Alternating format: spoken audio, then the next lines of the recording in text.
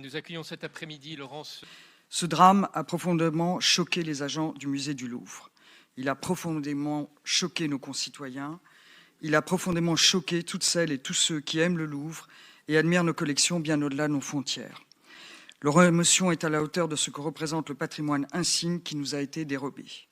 Extrêmement important. Madame la Présidente a précisé le sujet de l'hyperviseur.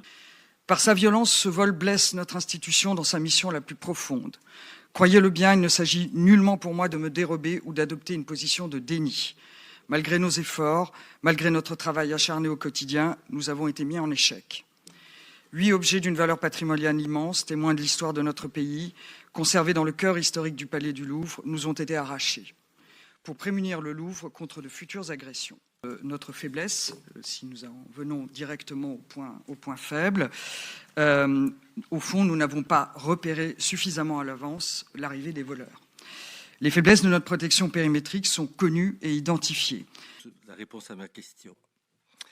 Madame la Présidente, même si elle a été refusée... Nous avons une infrastructure, on peut le dire, vieillissante, qui ne permet pas, si vous voulez, de greffer des équipements moderne et de toute dernière génération en matière notamment de vidéo et de détection sur une infrastructure qui ne la supporte tout simplement pas.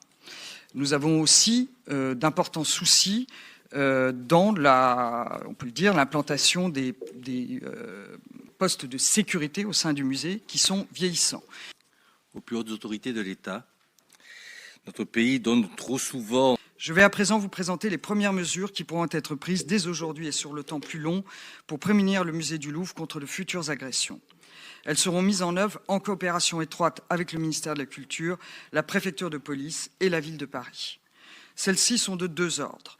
La première pourront être mises en place à court terme. Elles incluent la sécurisation des abords immédiats du Louvre, en particulier de la chaussée.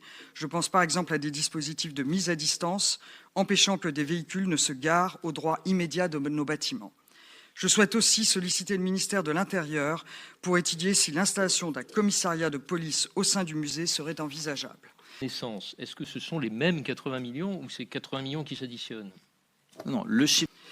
Les autres mesures se déploieront sur le temps long dans le cadre du projet global Louvre Nouvelle Renaissance.